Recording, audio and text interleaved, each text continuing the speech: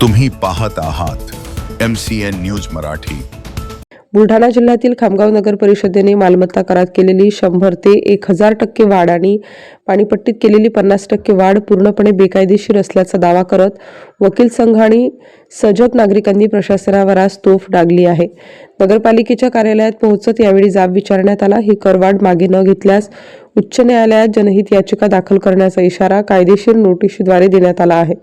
बुलढाणा जिल्ह्यातील खामगाव नगरपालिकेकडून मालमत्ता कराचे मूल्यांकन केवळ सरकारी अधिकाऱ्यांनी करणे बंधनकारक असताना हे काम स्थापत्य कन्सल्टंट या खासगी एजन्सीला देणे नियमबाह्य आहे।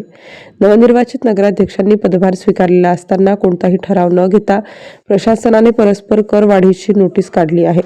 संदीप गांधी विरुद्ध महाराष्ट्र शासन या खटल्यातील उच्च न्यायालयाच्या निकालानुसार खासगी संस्थेने केलेली कर आकारणी अवैध ठरते।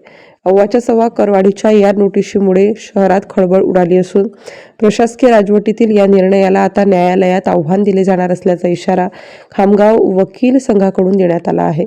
MCN न्यूज मराठीकरिता शेख अजीज मोहम्मद, खामगाव। 2022 पासून प्रशासक राज लागलेला आहे। 2022 ते 6/1/2026 पर्यंत नगरपरिषद खामगावला प्रशासकाची नेमणूक सरकारने केली होती।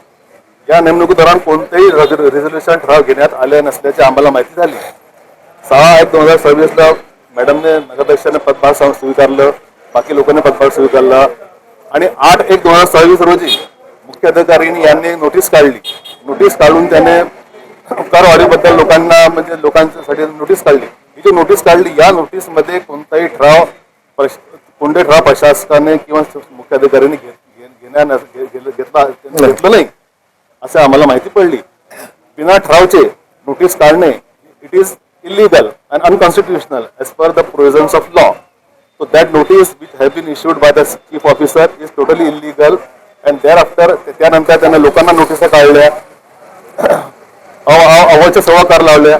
कोणाला म्हणजे मी स्वतः सांगतो की कोणाला 900 पटाने टॅक्स आलेला आहे, 900%, कोणाला 1000%, कोणाला म्हणजे माझ्या टॅक्स जर 2000 आहे तुम्हाला 20,000चा टॅक्स आला। हे कोणत्या आधार टॅक्स तुम्ही लावला, काय तुमचे रूल्स काय आहे, काय तुमचं मूल्यांकन काय, याबद्दल काही लोकांना माहिती नाही। आणि 7 दिवसाच्या आत त्याने करवाढी जे आहे याचा प्रस्ताव जे आहे परत घेतला नाही। पाण्याकार जे असतात ठेवा याचं म्हणणं आहे आणि जो असेसमेंट केला लोकांच्या घरांच्या ते परत घ्यावा, ते विड्रॉल करावा आणि आहे तशी परिस्थिती करायची।